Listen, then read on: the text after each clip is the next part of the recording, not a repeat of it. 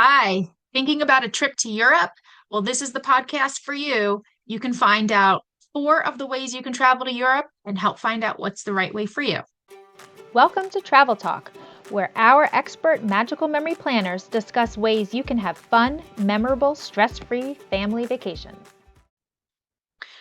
Hi, welcome to another episode of Travel Talk. Today we are talking about European travel. So I've kind of had this on the brain lately. We have clients that are looking to go to different destinations and do different things in Alaska and Europe. And there's always a lot of questions around what's the best way to do this. So I thought on this episode, we would kind of break down four main ways you can travel to Europe. Two are land options and two are, we'll say, water options. So that's what we're going to break down today and talk about some of our favorite suppliers. What's the difference? Where you can go? What works best for who you're traveling with? Those types of things. Okay. So let's get started. So, the first thing we need to talk about is we are going to talk about guided group travel. So, what is guided group travel? This is something that I feel like a lot of people don't always understand. They might have a preconceived notion about what guided group travel is, and there is a wide range of companies that we work with that do guided group travel for in a lot of different ways. So, guided group travel is essentially where you have a preset itinerary. You can usually add time at the beginning or the end if you want to have some independent time or just want to have the trip a little bit longer. But the main part of the itinerary is fixed. There are set departure dates, and all the details of the trip are already figured out. So, what are the hotels? What are the activities? Where will you be eating? How will you get from point A to point B? All of those things are already mapped out when we talk about guided group travel.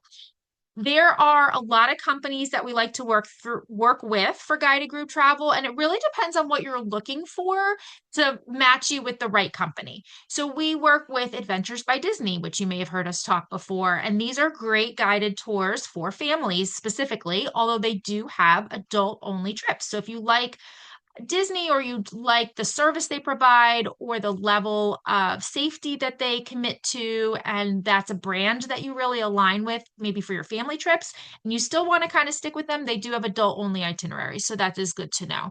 We also partner with brands like Globus, Cosmos, Tauck Tours, as well as G Adventures, just a few to mention. So those are some of the things that you might consider when you're thinking about guided group travel. So, where can you travel? Well, you can travel a lot of places. There are trips really all over Europe and all over the world, but for the topic today, we're going to stick with Europe. So there are trips all over Europe. So lots and lots of choices for you to pick from. If you think of a location, there's probably a trip there. The cool thing about the guided group travel is one, it's super easy. So if this is your first trip to Europe, this might be a great way to go because all you have to do is land, get through customs, and then from there on, you really don't have to think too much about how to get where, what to do. And you always have somebody that's there to ask a question. If you need a recommendation, if you have a question about getting more currency, or if you're not feeling well, like whatever the situation is, you have a guide there to help you, which is really cool. Another thing to think about is the guided group travel offers you some really unique experiences. So because these companies go, every week or every 10 days or whatever, they have great relationships with the locations. So you might have access to the Sistine Chapel that's really hard to get on your own. You might have a really awesome wine tasting or some other cultural experience that is just really hard to plan when you're planning on your own. So plugging into a tour can be really great for that. The other thing is the guided group tours are great when you're looking at multi-city trips. These are fantastic because you have to get from point A to point B to point C, and having a train or a coach or some other transportation already built into the tour that doesn't add another piece that you have to manage on your own can really be helpful. So we see tours that are like multi-stop of London and Paris, or ones that go to Warsaw, Budapest, Vienna, and Prague. There's some that do the Greek Isles. So When you really have a lot of different places you want to go, the guided group might be the way to go for you. Some of the best places to go, I'm going to say Italy, Ireland, Iceland are great places for guided group travel. But like I said from the beginning, really anywhere in Europe, there's things, whether it's one individual city, a region, an area, or where you're kind of moving around. There are some like big tours that go into multiple countries, but then there's also tours that really just like go through multiple areas. So there's a great Tauck tour that is 14 days that goes from like southern Italy through the Amalfi Coast, snakes through Rome, hits through Tuscany and Florence, and then ends up in Venice. And so you get like a really good view of the overall country of Italy over 14 days. And all that transportation, all those connections, all those check-in and check-outs, all of that luggage handling, so many of those things are being taken care of for you. So it really is a great way to travel. The other thing I wanted to say about guided group travel is just to dispel a misconception. So most people think that the only option when you come to guided group travel is a large coach of 48 people, which if you want to go that way and you want to meet a lot of people, and there are some great tours that do that, and there's also a little bit of a lower price point for that, that's totally a thing. But there are also other tours that are small group tours that might have only 25 people or less. And some tour companies limit it to have an average of 14 guests on a group tour. So group tour doesn't always mean a large group either. So just keep that in mind. And that's part of the conversation that's really important to have with your travel advisor about some of your concerns, maybe. Maybe there's aspects of group travel that you like, but aspects that maybe you're like not sure about. So that will help us match you with the right tour company. So, staying with the land options, we're going to flip over to private tours. So, maybe you don't want to do a group tour for a variety of different reasons, or maybe you're looking for a private tour. So, this is another way to go. This is really good if you want a custom itinerary. So, if you want to be in a certain location on your birthday, if you have a cultural or personal journey. So maybe you have family from a certain region of a certain country that you want to go spend some time in. Maybe you just have a very specific bucket list item that you want to do. So there's a lot of reasons why private travel, private itinerary planning can be a good idea. We work with a lot of different suppliers for this. These can be a little bit of a range. So this can be anything from really the basic like hotel, airfare, and free time, and you're just going to do things on your own while you're there, through having, built-in tours, having activities, and scheduling out some of those things. Some of those activities might involve a small group of 4 or 6. Some of them might be a private driver. So it kind of depends on where you are price point wise, whether you want to be more independent and you say, hey, I'm just going to one city. I just want to chill there. I want to wander around, that kind of thing, and I don't really want much of a schedule. I'll figure out stuff when I get there. Or whether you want some more firm things, you want more internal transportation prearranged, maybe an internal flight, but you still want it private. So there's kind of a wide range there.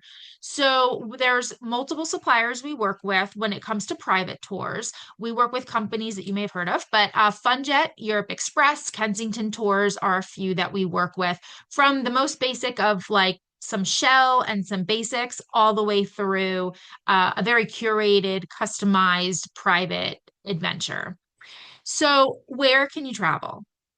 Really anywhere. Anywhere is available on private tour. So these trips are great for independent travelers if you want to be on your own. I've done some of these trips for singles or couples. Maybe they just want to go to one city. So they're like, hey, can you set me up to go to Prague? I want to go for 5 days. Maybe you can set me up with a dinner cruise on the river. But other than that, I kind of want to just walk around, explore. I want to eat. There's some local museums I want to go to, some local cathedrals, and I don't really need much of an itinerary. Just want to kind of do my own thing. That's great for a private tour and just that basic kind of hotel.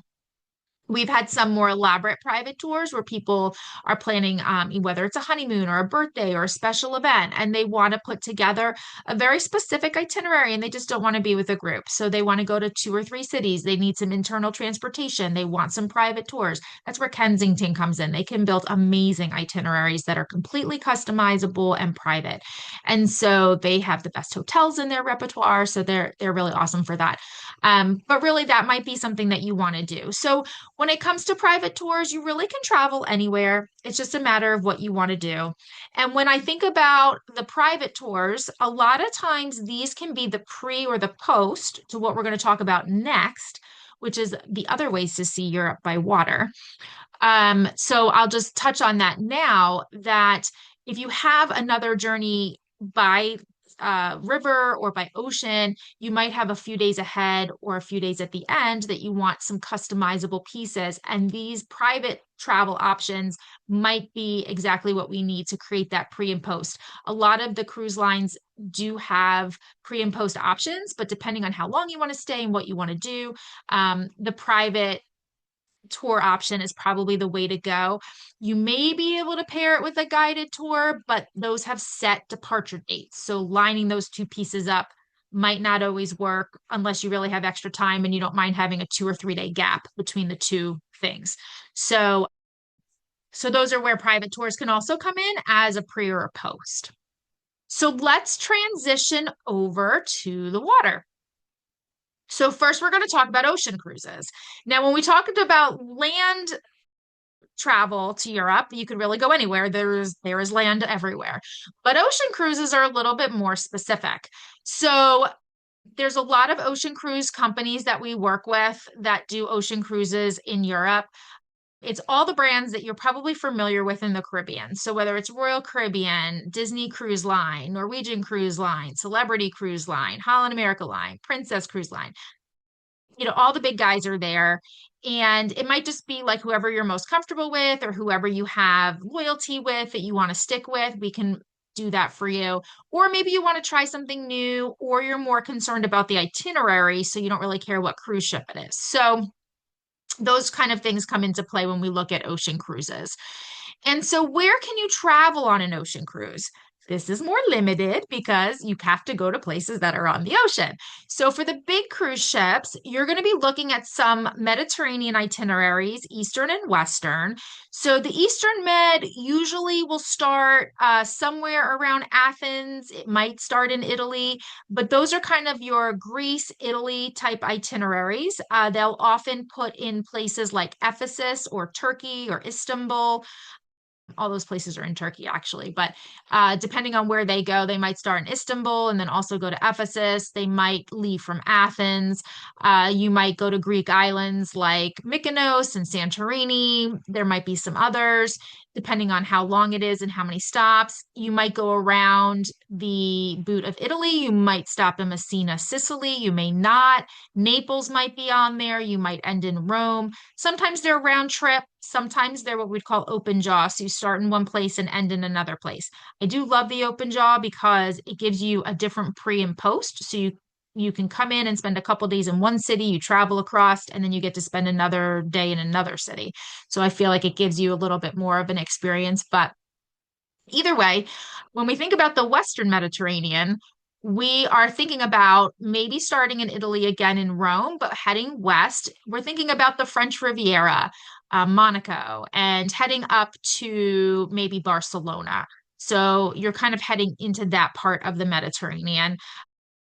There are some nuances there in what goes where and how they go. And some of the cruise lines offer cruises that are kind of back to back. Like Princess does this a lot, where they'll have a 7 night itinerary followed by a 7 night itinerary followed by a 7 night itinerary that doesn't duplicate. So you could actually do 2 legs of that and make it a 14-day cruise, or do all 3 legs of that and do a 21-day cruise and never overlap ports. So they build really nice together if you want to kind of make a little bit of a longer journey, maybe all the way from the Eastern Med to the Western Med. So that's kind of a fun thing to think about. And some of those places are really great to see by the ocean, especially like Greek Isles and things, because you have to go on taxi or water taxi, a ferry or something anyway. So unpacking once on the boat, going to a bunch of different places can be really convenient. So that's a really great option. Some of the other places you might not be as familiar with in Europe that you can visit on an ocean cruise is you can do a British Isles cruise. This is definitely on my list. I think this is like the most fun thing. I really want to do this.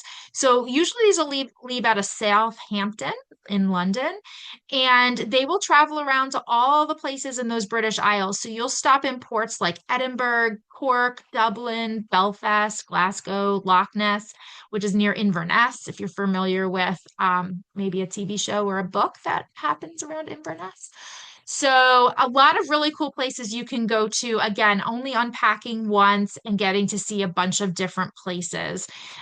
You can also do the Baltic. So the Baltics often leave from Copenhagen. They'll visit like Stockholm and Helsinki. And depending on what you're doing, there's even Norwegian fjord cruises that'll take you through the Norwegian fjords. Also, maybe leaving from Copenhagen, going to Bergen and some of those other cities in that region.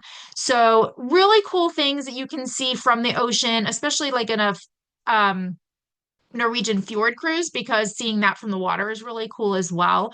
So, really, a lot of great options. You have all the benefits of maybe sailing with a brand you're already familiar with. You have activities for families. Of course, there's cruise lines that bend a little bit more toward adult travelers. So, if you're looking for that, we can pair you there. But you'll have all your food on the ship. You'll have to unpack only once. You'll get to go to different places every day, go on explorations. And I kind of think of this as like a sampler too, where you get to like try a bunch of different things. And then that gives you an idea of maybe you'll plan a land trip later to go to one of these places where you get to stay a little bit longer and maybe, stay in that region and see it deeper. But on the ocean, you get to like stop in multiple places and see multiple things. So it's a great way to do it. And again, like a little more hand holding because you're dealing with the ship and you have a lot of services there for you, whether you're adults only, families, or whatever. Okay, so that is our ocean cruise option. Staying with water, we can do river cruises in Europe. And I always laugh because you can only go on river cruises where the rivers are. So people often ask for river cruises. I want to do a river cruise too. And then they name places. I'm like, that's not a thing. But we're going to talk about where you can go. But first, let me introduce you a little bit to river cruising if you're not familiar. So, river cruising has become one of my favorite ways to travel. Again, you get that aspect of unpacking once and going to different places. River cruise ships are relatively small. So, a lot of them have between 150 and 200 passengers. So they're really not that big. There's one main dining room, there's one main lounge area, and then like the roof of the ship is open air, and that's where you can sit up there. And there's sometimes a plunge pool or a walking track or something up there. But when you're on the river, you can always see land. There's really not a concern for motion sickness. There's no waves. You're just basically floating and everything's right there. So every day, even sometimes you're in more than one port a day. So much is included with food. Often there's some cocktails and things included, and most of your excursions are included. So you really have like a very comprehensive vacation when you do a river cruise, and you get to see a lot of really great history and things along the river. And so these are great options for really anyone, just matching you with the right itinerary and the right ship and cruise line. So when we think about small groups traveling with friends, this is awesome on a river cruise. We've done this and this is super fun. People can go do their own thing, but you come back together on the boat. This is also great for multi-generational travel. And so one of the favorite suppliers we have is AMA Waterways. They're one of our favorite river cruise lines. And they have a partnership with Adventures by Disney. So if you are traveling multi-gen, if you're traveling with the kids, this is really recommended for kids, say over age 5, but kind of 7, 8, 9 is kind of a sweet spot for this.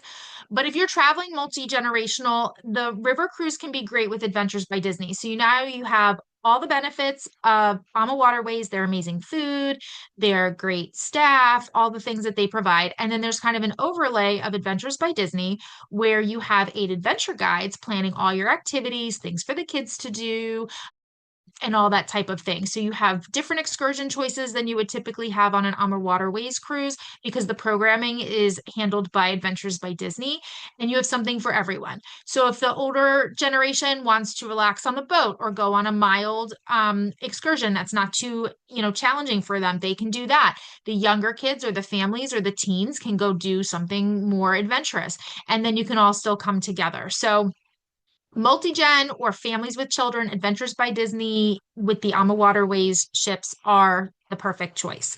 For everyone else, adult only small groups, depending on what you're looking for. We like Ama Waterways, we like Avalon Waterways, and Tauck, we talked about in the land tours, also has river cruises. And so if you really do want to combine a land tour with a river cruise, and extend that trip out using a river cruise like Tauck or Avalon that partners and is really the same company with the Tauck tours, and Avalon partners is part of the same company as Globus.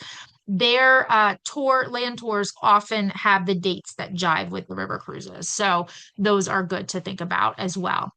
But where can you travel on a river cruise? Well, only where there's rivers, okay? So the most popular rivers in Europe you'll hear a lot about are the Rhine and the Danube.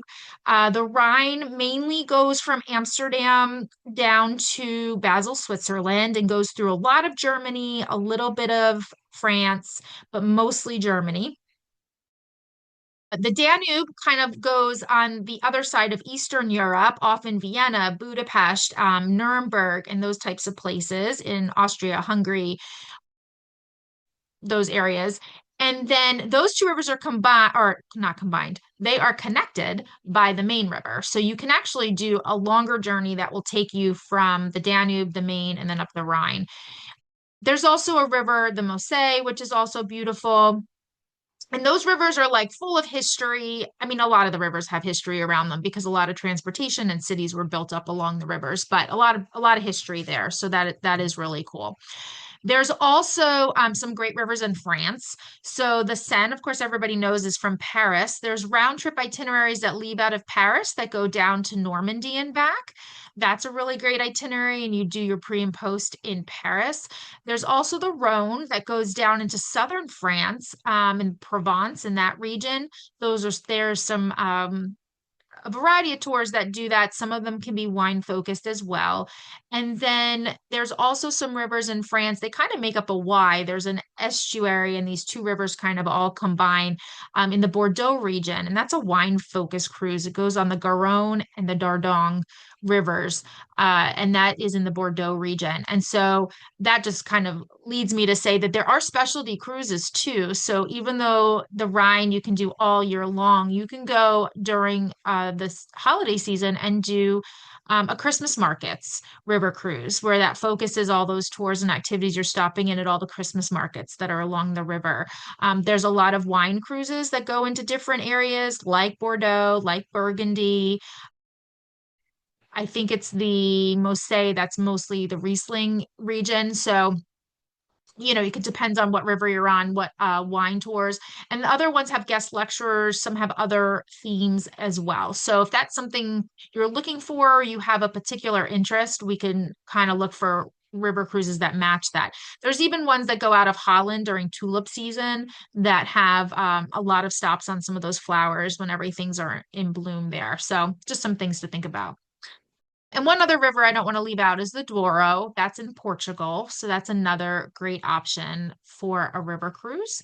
So, you can't go everywhere by river, but for where the rivers are, that can be, again, a great way to unpack once, get to see a lot of different things, just picking the right river cruise line that matches whether you're traveling with family, whether you're traveling with friends, whether you're looking for a specialty focus like wine or art or some other specific, and then just matching that up with maybe a private pre-post. A lot of the river cruise lines have a short pre-post. We're doing a river cruise next year that is a Swiss Alps and the Rhine, and the pre-trip goes into Milan and Lake Como before going down to Basel, Switzerland, doing a little bit in the Swiss Alps, and then heading up the river. So there's all these kind of like little nuances and different ways you can kind of add a little bit before, after. It might be a little bit off the river, but all the transportation is included. So a couple of different ways to do that. So hopefully this gives you a little bit of an overview of visiting Europe by land or by sea. And, it really depends a lot on your travel style, your budget, how long you want to be away for, who you're traveling with. But our experts at Magical Memory Planners, of course, are always here to help discuss that with you and ask you a bunch of questions before we would recommend an itinerary or one of our partners that we think would really be well suited for your vacation. So, of course, if you're thinking Europe, hopefully you enjoyed learning a little bit more about the ways to see it, and then reach out and we'd love to help.